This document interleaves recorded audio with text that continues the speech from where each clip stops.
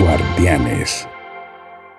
Hola, ¿qué tal? Nos encontramos una vez más en nuestro programa Guardianes y le damos la bienvenida a todos los que nos sintonizan en este momento.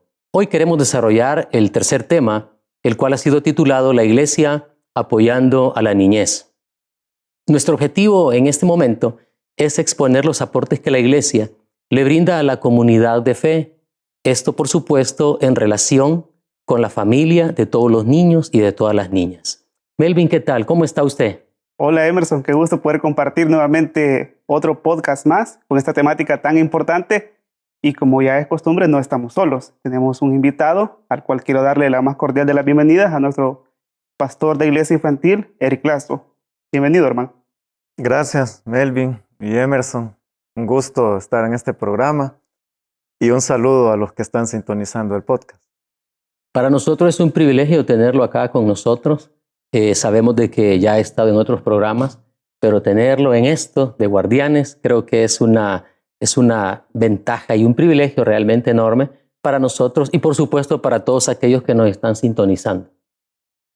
Pastor, el tema que ahora hemos mencionado es importante, ¿verdad? Y queremos empezar con lo siguiente. Todos estamos de acuerdo de que dentro de todo aquello que se le denomina círculo de socialización de los niños y las niñas, rodeados en diferentes entornos, también contamos con la comunidad de fe. Y en ese sentido, sabemos de que es conocida como la iglesia. Y dicha comunidad de fe tiene un papel trascendental en la educación espiritual de nuestros niños y de nuestras niñas. Y es ahí donde se puede fomentar la convivencia, es ahí donde se pueden transmitir valores y principios que están fundamentados en lo que nosotros conocemos como la palabra de Dios, es decir, la Escritura, ¿no? La Biblia. En ese sentido es importante mencionar que el rol de la iglesia no solo está limitado a la formación espiritual, sino también por su naturaleza y vocación de servicio, la iglesia debe dar un mensaje de responsabilidad y de protección en temas que estén relacionados o vinculados a la niñez y a la adolescencia. En ese sentido, el propósito es asegurar la dignidad, el respeto de los niños y las niñas y, por supuesto, los esfuerzos por cumplir. Esto debe estar de acorde, por supuesto, a esos principios y a los valores que se profesan. En ese sentido, queremos desarrollar, ¿verdad?, este tema con algunas preguntas generadoras que nos permitan realmente ejercer este conversatorio de manera que las personas que están escuchando pues nos comprendan de la mejor manera posible. Melvin. Y dado eso, pastor, que menciona Emerson, el hecho que el rol de la iglesia no solo se limita a la formación espiritual de los niños y niñas, sino que es mucho más amplio, quisiéramos arrancar preguntando cuál es el rol que la iglesia tiene hacia los niños y las niñas. Sí, yo creo que tendría que ser plural porque hay roles que la iglesia tiene que cumplir. Y aún hay énfasis que también se deben sostener. Ya ustedes mencionaron uno, el rol del apoyo espiritual, pero no es el único. Creo que uno de los mayores roles que la iglesia cumple es el de educar, porque la niñez, todos los espacios del entorno que Emerson mencionó, son entornos donde el niño aprende, la niña aprende, en la casa aprende, en la escuela aprende, en la colonia aprende. Y en la iglesia debería también ser un espacio donde los niños y las niñas aprendan. Lógicamente, en esa palabra de aprender puede ser mucho contenido o poco. Entonces, creo que apoyar en la formación espiritual es algo que hace, pero también en enseñar. Y la iglesia tiene un gran reto, porque la enseñanza de la iglesia hacia los niños es más que teórica. Porque en la escuela es muy teórica, es entender el concepto, entender la definición, pero en la iglesia es más que teórica, porque es un modelar la vida. Entonces, cuando un miembro de la iglesia está al frente de un niño, de una niña, no solo es lo que le dice, sino cómo vive. Entonces, la iglesia cumple ese rol de volverse un testimonio a los niños y niñas de qué implica la fe en Jesús, a través no solo de lo que enseña, sino de lo que vive. Otro rol que cumple la iglesia es que acompaña el entorno de los niños y las niñas, porque cada niño y niña pertenece a una familia, a un círculo de cuidado, y la iglesia no atiende al niño solamente, sino que atiende su entorno. Creo que es uno de los más importantes hoy en día, es las necesidades, el suplir las necesidades de los niños y las niñas en la actualidad.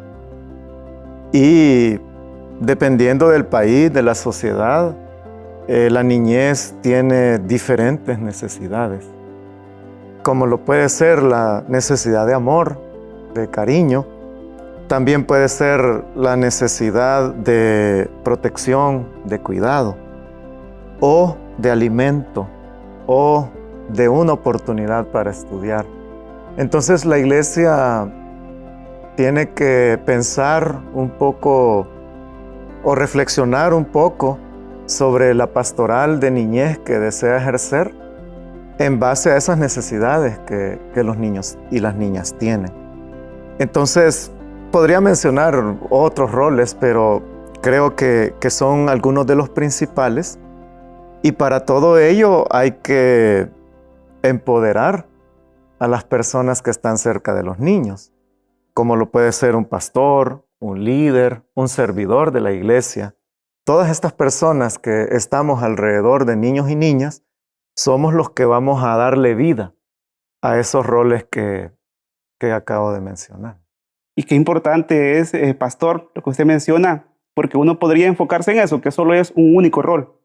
Pero precisamente por eso usted está aquí, para hacernos luz en esa parte y entender que no solo se limita a un único rol, sino que son muchos roles, como ya los mencionó. Históricamente, usted podría hablarnos cómo ha sido el cumplimiento de este rol de la iglesia, o de estos roles que usted menciona.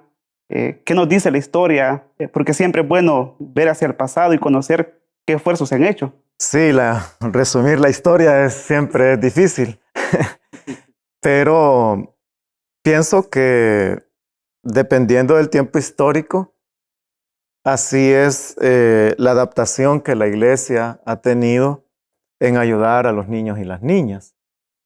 Porque, por ejemplo, hace varios siglos, el que una persona tuviera el privilegio de aprender a leer y a escribir era algo muy difícil. O sea, casi la población mundial, casi nadie podía leer y escribir. Entonces los niños y niñas, cuando comenzó lo de la famosa revolución industrial, lo que tenían eran jornadas de trabajo de 10, 12 horas al día. No se visualizaba para nada que los niños fueran a una escuela. Entonces la iglesia tuvo que entender que ahí habían vacíos.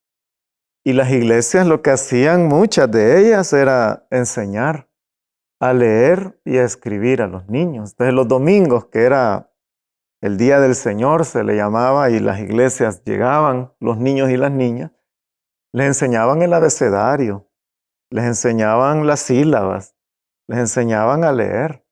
Entonces, en ese momento histórico, como que el rol era empoderar a los niños para que pudieran ser alfabetizados. En otros lugares, como Europa, recuerdo tanto orfanato que nació en cierto tiempo, y casi cada ministro de culto, cada pastor en las ciudades más emblemáticas, uno de sus éxitos más grandes no solo era tener una iglesia o el predicar o el construir un edificio, sino el tener un orfanato donde poder cuidar a los niños y niñas que no tenían una familia que velara por ellos, que les diera alimento. Entonces, creo que en base a la historia se vienen dando cambios. Ahora, por ejemplo, la mayor parte de niños está expuesto a un sistema educativo y entonces se dan otros énfasis como el evangelizar, el compartir la palabra de Dios, el discipular a niños y niñas, el poder cuidar del círculo familiar de los niños y las niñas.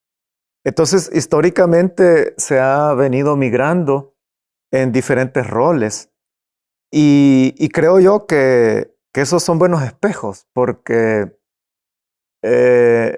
esas necesidades que se suplieron a través de los roles que históricamente la iglesia ha cumplido, nos ilustra para el presente de que la iglesia debe ser dinámica, debe estar abierta a los cambios, debe ser empática con los niños y las niñas. Y entonces en esa historia vamos a lograr algo que en los círculos de iglesia se escucha y antes no se escuchaba, y es la dignidad. Ver a los niños y las niñas con dignidad. Ver a los niños y las niñas como Jesús los vio y tratarlos como Jesús los trató. Entonces, pero históricamente los niños no eran vistos de esa manera. Eran vistos como seres inferiores. Eran vistos como media persona, no una persona completa. Pero hoy, conforme esos roles han venido cambiando, gracias a Dios hay una comprensión bíblica mayor y nos permite que esos espejos nos lleven a ver que todavía hay camino por recorrer, por cubrir. Y podríamos, como lo dije, hablar mucho más de la historia, pero me parece que son buenos espejos de cómo la iglesia ha venido cambiando en su atención a los niños y niñas y cómo hoy debemos estar abiertos a otras formas de hacer las cosas y también debemos estar abiertos a una mejor comprensión de la dignidad de los niños y las niñas. Conocer esos roles que usted mencionó, y me quedo con lo que dice, esos espejos también de la historia, para no repetirlo. Si bien es cierto, hoy en día se tienen muchos avances, hoy la iglesia está más sensibilizada en estas temáticas, pero esos roles que mencionaba usted al principio, pastor, de educar, de proteger, de acompañar, hoy día, ¿qué obstáculos hay para que esos roles todavía no puedan darse en su totalidad? ¿Qué obstáculos usted visualiza hoy día? Hay bastantes obstáculos aún, a pesar de los avances. Y tristemente son más obstáculos internos que externos. Y primero es la comprensión. Hay un adultocentrismo todavía muy fuerte en los círculos de fe, donde se da todas las fuerzas, todo el empeño en atender a los adultos, en que los adultos estén bien, en crear hasta un plan de trabajo a favor de los adultos en el año. Pero a veces eso hace que la niñez esté aislada, que se pastorea muy bien al adulto y no se pastorea al niño y la niña. Entonces, primero es un obstáculo interno cuando no hay una comprensión más adecuada a la escritura y todavía tengo esos esquemas mentales de que el adulto es más importante. De ahí hay otros obstáculos que son para mí menores, pero existen. Uno de ellos es la necesidad de capacitación. Hay muchas congregaciones que tienen el interés, el deseo de mejorar su atención a los niños y niñas, pero no saben cómo. Solo tienen ese deseo de hacerlo, pero todavía no se le han encontrado las herramientas, los insumos que necesitan para desarrollarse. Aunque ahí yo siempre tengo ese elemento de fe, de esperanza, y es que si las personas que están encargadas de la niñez en cualquier congregación tienen esa pasión de hacerlo bien, ese deseo de hacerlo bien, Dios va a honrar esos esfuerzos y les va a poner a las personas adecuadas a su alrededor para que puedan mejorar. Otro obstáculo a veces es el obstáculo financiero, y es que para los niños o las niñas no se destina los recursos básicos para poder atenderlos bien. Recuerdo una estadística que es muy conocida de una ONG de compasión internacional, que ellos levantaron esa encuesta en muchos países alrededor del mundo. Entonces ellos dicen en esa estadística que de cada dólar que entra a una iglesia en concepto de ofrendas o diezmos, solo 1 centavo se va a usar para los niños y las niñas. 99 centavos se va a usar para cualquier otro programa, pero solo 1 centavo para los niños y las niñas, y todavía en esa investigación ellos dicen en el mejor de los casos. O sea que la estadística todavía en algunas iglesias podría bajar. Entonces, a veces hay esa barrera que las autoridades de la iglesia les cuesta destinar recursos, les cuesta como apoyar a las nuevas generaciones. Entonces yo creo que esos son los 3 más fuertes obstáculos. Primero, la misma comprensión del adultocentrismo dentro de la iglesia. Segundo, el no tener los recursos adecuados para poder atender, el no estar como bien capacitados. Y también el tema de destinar recursos para la población infantil. Y hay otros, cada iglesia tiene su propia particularidad, pero podría decir que ahí se engloban algunos. Es interesante, pastor, lo que usted menciona, porque me lleva a pensar el hecho de cuánta resistencia hay a un pequeño cambio, cuánta resistencia hay en el sentido de por qué no aportar 50-50, ¿verdad? En el caso de recurso económico a la niñez, que no solo es el futuro, sino el presente de la iglesia. Y creo que es importante que en alguna medida también cambiemos paradigma, nuestro pensamiento, y creo que el mejor enfoque de capacitarnos, de tener un aprendizaje significativo, nos permita conducir a nuestra niñez o guiarlos por los mejores pasos, en ese mejor camino que deseamos. En ese sentido, ese trabajo que la iglesia debe realizar hacia la niñez me genera una inquietud, Melvin y pastor. Y esa inquietud significa entonces que el trabajo que la iglesia realiza no se limita solamente a la formación espiritual. Así es. Si recuerdan la primera pregunta del rol, y hablábamos que eran roles, eso implica una intervención más integral de la atención a niños y niñas. Por ejemplo, no hablé, pero ahora lo puedo mencionar, el tema de la infraestructura.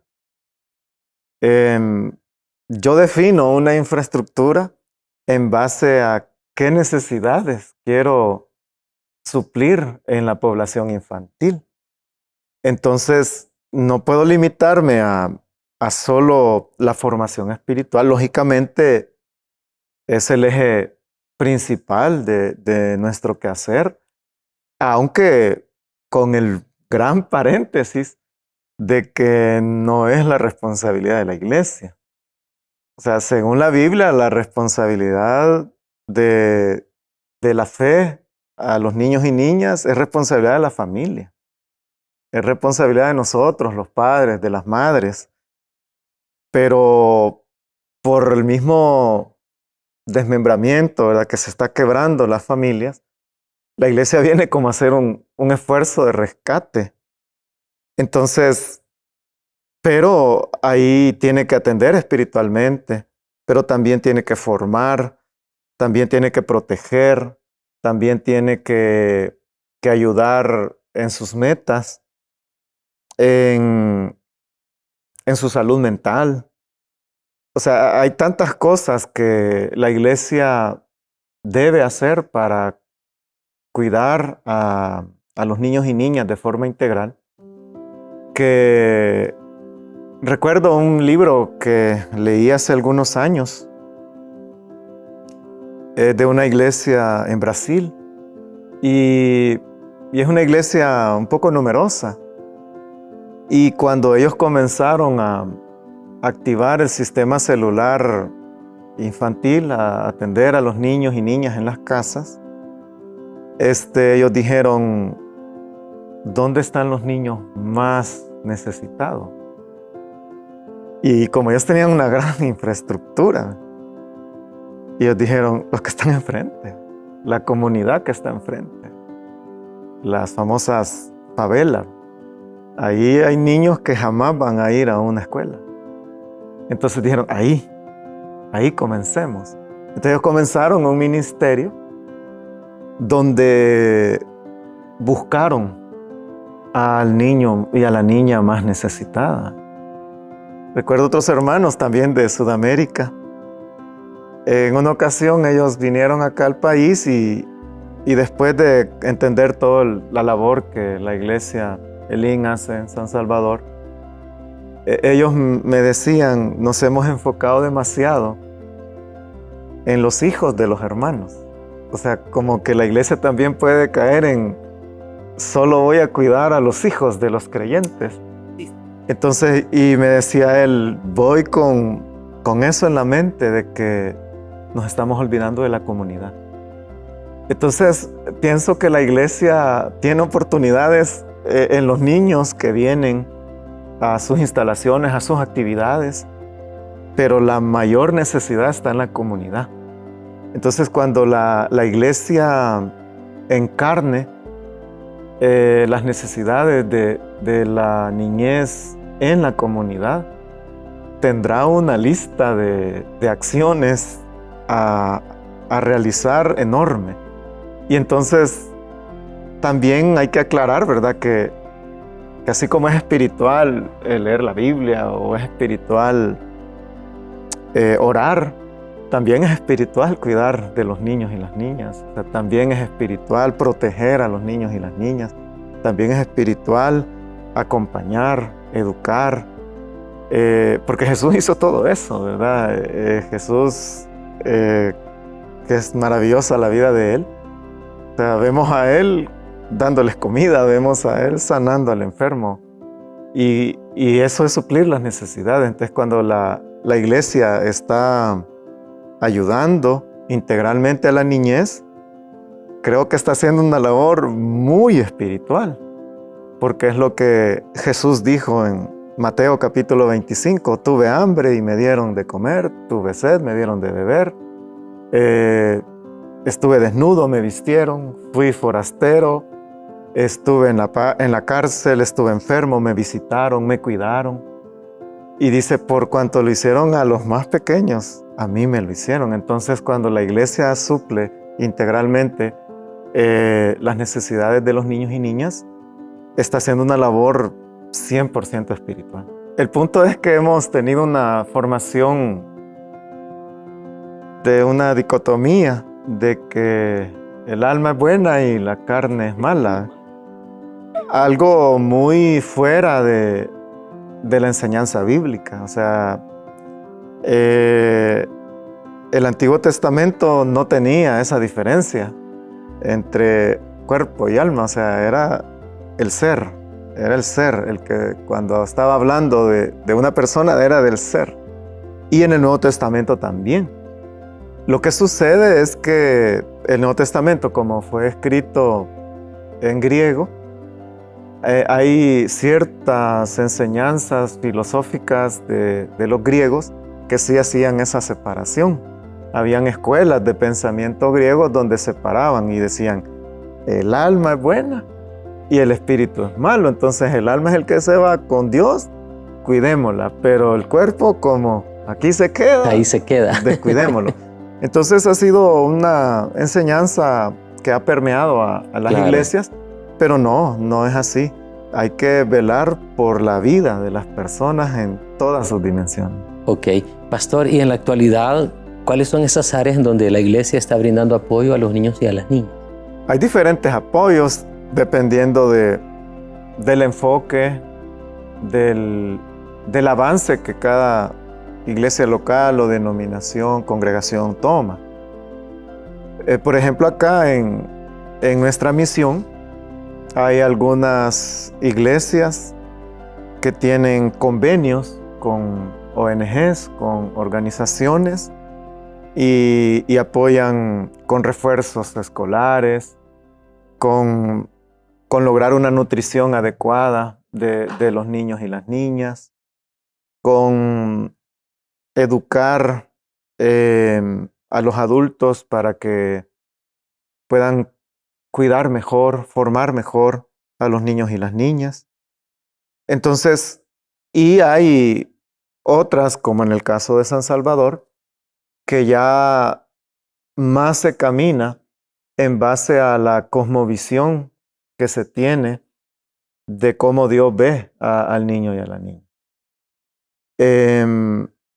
Entonces nosotros velamos porque el niño conozca al Señor, que tenga una fe genuina, que conozca la palabra de Dios, que sus derechos no sean vulnerados, el que hay que cuidarlos cuando así lo requiere, el que hay también que ayudarlos físicamente en sus necesidades de alimentación, de ropa. También hay líderes, ¿verdad? Yo conozco lideresas que hacen un trabajo maravilloso porque ellos traen 10, 12 niños aquí a nuestro local y no vienen con sus padres. Y ellos se vuelven casi el rostro de Jesús para los niños porque los cuidan. Cuando terminan su año escolar, les invitan a comer, les dan un regalo, estimulándoles porque terminaron el año escolar. En su cumpleaños están pendientes de ellos. Y esos niños, ¿verdad? Quieren a esta hermana, porque ahorita estoy pensando en una, hay varias, pero la quieren como que fuera su mamá, ¿verdad? Entonces, pero porque ella ha entendido que esa dimensión de acompañar no se limita a una enseñanza bíblica solamente, sino como lo dije al principio, que uno de los desafíos de la iglesia no es lo conceptual, ¿verdad? No solo es dar definiciones, sino ser el testimonio, ser el ejemplo vivo de cómo eso se tiene que hacer. Entonces, están esas dimensiones. Hay proyectos, recuerdo el de Jesús Niño, por ejemplo, es un proyecto que la Iglesia de San Salvador tiene en una comunidad donde prácticamente se patrocinan. Hay hermanos y hermanas que en su mayor parte están en Estados Unidos, de algunas filiales nuestras, y ellos apadrinan niños y se les dan refuerzos escolares, se les cuida la salud, hay jornadas médicas, odontológicas, se les da desayuno, se les acompaña con víveres, se les ayuda a hacer club de tareas. Entonces, y es en una comunidad donde ni una sola persona venía siquiera a nuestra iglesia, pero se hizo. Tengo entendido que ya algunas de esas familias vienen a la iglesia, y no porque se les haya puesto como condición, sino por ver el amor desinteresado hacia sus hijos e hijas. Es interesante eso, pastor. Solo quisiera que nos aclarara un detallito importante, fíjense.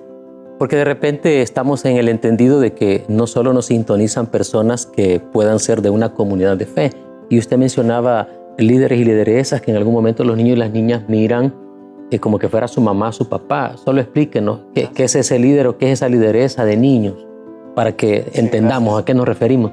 Gracias. Así como mencioné que habían servidores en las iglesias, los líderes y las lideresas serían como los servidores de la iglesia, pero en la comunidad, ahí donde ellos viven, ahí con sus vecinos, en el pasaje, en el barrio donde viven. Entonces los líderes y las lideresas son estos hombres y mujeres que están pendientes de la niñez ahí donde viven, no en el local, no en los cultos, ok, no en los servicios, excelente. sino con ellos. Entonces es la iglesia en la comunidad. Eso es interesante, Melvin. Y, pastor, usted en las preguntas que hemos realizado, hay una palabra recurrente que es la familia. Y entendemos que, como el tema lo dice, la iglesia apoyando a la niñez, pero la familia también juega un rol fundamental. Y a mí me llegaba a pensar, lo que usted decía, que la Biblia, la responsabilidad de la formación espiritual recae en la familia, no en la iglesia. Pero hay un momento, o se tiende a creer que hay una separación. Es la familia por un lado y la iglesia por otro. Hay celebraciones y cultos exclusivos para niños y celebraciones y cultos exclusivos para adultos. Los niños van a las células solos, papá, mamá, no se involucran. ¿Cuál debe ser esa relación de la iglesia y la familia en este apoyo hacia la niñez, pastor? Es una muy buena pregunta, Melvin, porque esa separación a veces es la misma iglesia la que la genera, ¿verdad? Ni siquiera es la Biblia la que la enseña, sino que ella la genera. Entonces, en el tiempo antiguo del siglo I, el evangelio no estaba seccionado en hombres, mujeres, adultos, jóvenes, niños. No estaba seccionado, era la familia entera la que se atendía. Lógicamente, por aspectos como los que mencionamos al principio, que hay que enseñar y todo eso, y la enseñanza a un adulto es distinta a la enseñanza de un niño o niña. Por eso es que las iglesias hemos tomado esos espacios de especialización, voy a decirlo así, pero no debe ser un espacio de divorcio, como a veces se puede pensar.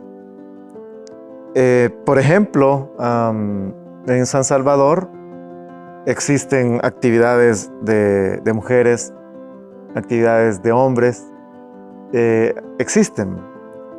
Y estoy recordando en este momento, no sé, son 4 actividades de hombres que se han dado en los últimos años.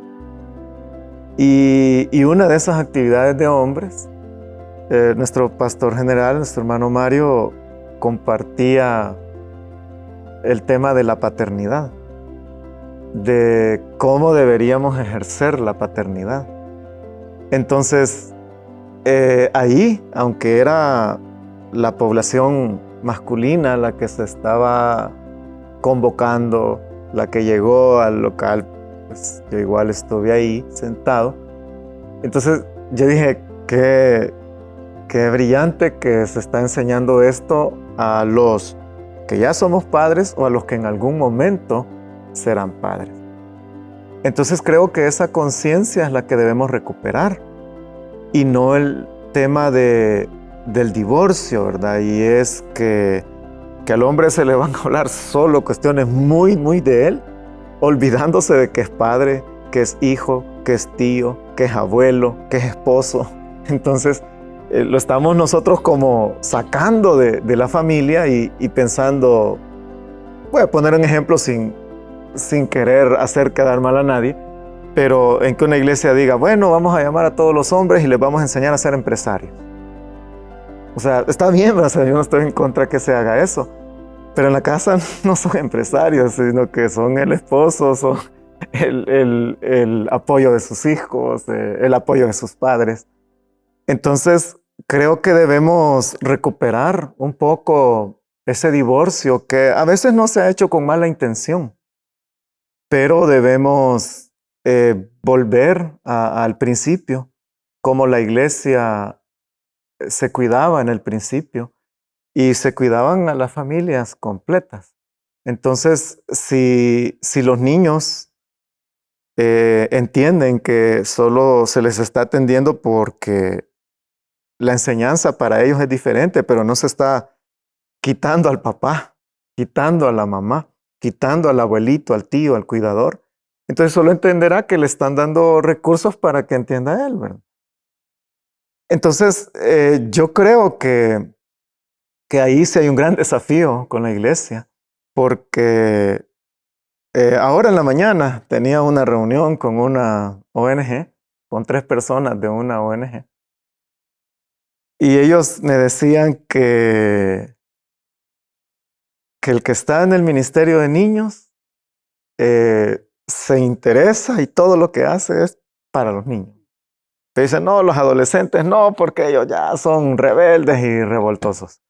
Pero el que está en el ministerio de adolescentes dice, no, los niños no los puedo cuidar porque... Entonces, y el que está en el ministerio de matrimonios, los matrimonios, pero los niños y adolescentes no. Y es verdad lo que ellos me decían. Entonces ellos decían, estamos intentando encontrar modelos de algo que rompa esos esquemas. Y bueno, ahí vamos a hacer una iniciativa. Pero creo que por ahí está esa dificultad que hay que volver a recuperar. Divorcio es la palabra que usted más utilizó porque no hay esa integración por los elementos que ya mencionó.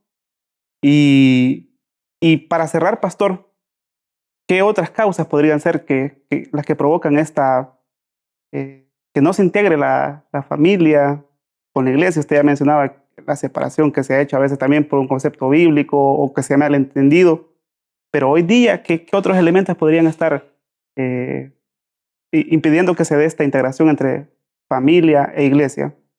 A veces puede ser, hermano, el tema de que no se está analizando bien la realidad social. Porque, vaya, por ejemplo, en El Salvador, estar con mamá y papá en la casa no es ya algo muy fácil. O sea, No es un privilegio de todos, pastor. Ya las estadísticas nos dicen que no es así. Entonces, pero si yo no comprendo esos nuevos modelos de familia, si yo no comprendo esas nuevas realidades, entonces voy a seguir, por ejemplo, convocando, en este día vamos a educar a los padres de familia. Y el niño vive con el abuelo. La niña vive con la tía.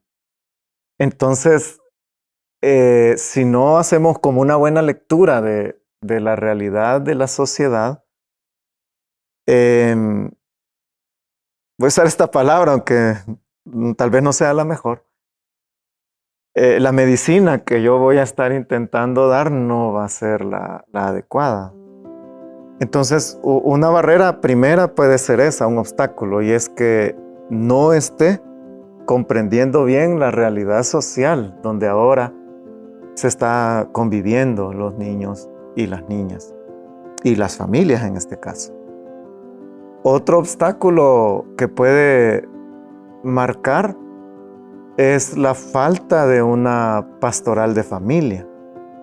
¿A qué me refiero con una pastoral de familia? Es que a veces el pastor piensa que solo es pastor de adultos. Y no es así. O sea, los pastores somos pastores de vidas, de seres humanos, sin importar la edad que tengan. Entonces, si yo como pastor digo, mi pastoral la voy a hacer solo con adultos, se van a ver afectados los jóvenes, se van a ver afectados los niños. O si yo como pastor digo, voy a hacer con la juventud, porque la juventud está abandonada, está necesitada, entonces me voy a dedicar como una pastoral de jóvenes, obviando que soy pastor de familias. Entonces, creo que ese puede ser también un obstáculo que el mismo líder espiritual, el mismo pastor, no se vea como alguien que está cuidando, acompañando a la familia, a las familias, sino que únicamente a una sección. Y el último obstáculo es una mala comprensión de la Biblia. Y es que tome como un énfasis y abandone otros énfasis. Y así como hablábamos de la palabra integral, entonces necesitamos rescatar ese servicio bíblico a las familias. Y entonces darnos cuenta que la Biblia tiene mucho, que habla mucho de la familia, muchísimo, más de lo que a veces nos imaginamos. Un día que en el vehículo, un domingo, venía precisamente para la iglesia y escuché una predicación de nuestro pastor general hace poco, unas 2 semanas. Y entonces él habló del tema de la familia. Estaba hablando de los impactos en un padre, en un hijo. Entonces, se está enseñando de la Biblia y con porciones que las hemos leído muchas veces, pero no hemos como caído a la cuenta de que la Biblia me está llevando a un cuidado, a un acompañamiento de la familia. Y si cabría dar un cuarto obstáculo, es que no nos estamos formando. Y entonces esas necesidades sociales que se identifiquen, no hallamos cómo suplirlas, porque, y digo, ¿y cómo le hablo al abuelito que cuide al nieto, verdad? Porque él es el responsable, entonces, no hallo cómo. O la sexualidad, ¿cómo le hablo de sexualidad al niño o a la niña? Si yo mismo no entiendo el tema de la sexualidad, no conozco mi cuerpo, ¿cómo se lo voy a enseñar a otro? Entonces, si la iglesia no se esfuerza por ayudar, hablar, conocer, entonces las familias se van a quedar un poco descuidadas. Ok, pastor, sabemos que este tema que hemos discutido en este momento de la iglesia apoyando a la niñez es muy amplio y hay mucho de qué hablar. Quizás nos hemos quedado cortos, Melvin, con esta situación, pero quisiera cerrar con 3 aspectos importantes y me gustaría que tal vez Melvin y usted, pastor, nos diera uno más para poder así aconsejar a todos aquellos que nos están sintonizando en este momento. Y primero, creo yo que es importante producir un cambio de conciencia sobre la responsabilidad que tiene la iglesia en temas de protección de la niña, en el entendido de que no solo estamos para la formación espiritual, sino para atender todas esas áreas que estén vinculadas a la integralidad de un niño o de una niña. 2, creo que es importante también empoderar, ¿verdad?, a las familias, primeramente por lo que usted decía, pastor, de que no es la iglesia la encargada de, sino que somos nosotros, los papás. Bueno, como usted decía, ahora quizás no son papás y mamás, sino abuelos, tíos y todos aquellos que tenemos un niño en nuestro hogar. Somos los responsables y creo que es importante entonces empoderarlos en temas de protección a la niñez, ¿verdad? Y no solo en el tema espiritual. Y un tercero que quiero mencionar es que generemos esos espacios, Melvin, esos espacios de integración entre la iglesia y la familia. Y creo que cabe mencionar, ¿verdad? ¿Por qué no hacer a un lado de repente un evento de mujeres, un evento solo de hombres y concentrar la familia, ¿verdad? Por supuesto que tendríamos que pensar en una logística sumamente importante porque el local, ¿verdad?, no da abasto. Sin embargo, creería yo que es importante generar un espacio, ¿no? Tal vez por distritos, tal vez por zonas, no lo sé, pero que sí debemos integrar a la familia con la iglesia y hacer ese divorcio a un lado, creo que es importante y oportuno para poder desarrollar temas que tengan que ver con la protección integral a nuestros niños y niñas. Melvin, ¿algún otro elemento para cerrar? Yo me quedo más que todo quizás con lo que mencionó el pastor. Ser espiritual es precisamente aplicar todo lo que él ha hablado, no hacer ese divorcio, una protección integral de los niños y las niñas. Entonces no solo se limita al hecho de orar, leer la Biblia, sino que yo creo conciencia y si estos espacios propician el crear esa conciencia, estoy aplicando esa espiritualidad en mi vida. Entonces yo con eso me quedo y agradecer al pastor Eric por este espacio y por esta oportunidad. Gracias, Melvin y Emerson. Para lo que decía Emerson, pienso que es importante que también comprendamos que los derechos también están ahí en la Biblia. Y a veces creemos como que no estuvieran los principios de los derechos ahí en la Biblia, porque sí están. Incluso del tema de la denuncia, la Biblia tiene mucho que decir y a veces el silencio es lo que más se ha dado. Entonces sí, hay que ser protectores de los niños y las niñas en todas sus áreas. Y así como este programa se llama, volvernos guardianes de ellos, aunque no sean nuestros hijos, nuestras hijas, sino que solo sabemos que es un niño que pasa necesidad. Entonces cuidémoslos y seamos sus guardianes, o aquella figura que en el libro del profeta Jeremías se menciona y creo que también en el de Isaías, volvámonos esos centinelas que son los que estaban en las torres viendo todo el panorama y son los que avisaban cuando había que cuidar a alguien o cuando había que hacer algo. Entonces, volvámonos los centinelas de los niños y niñas. Pero un gusto, gracias por la invitación y gracias a todos los que sintonizaron este podcast. Bueno, no nos queda más que, Melvin, gracias por acompañarnos, gracias, Pastor, por desarrollar este tema con nosotros y, por supuesto, gracias a todos aquellos que nos sintonizaron este día. Esperamos que acatemos el consejo, ¿no? Y que podamos aplicar lo que este día hemos aprendido. Así es que bendiciones a todos. Pastor, muchas gracias. Melvin, un gusto.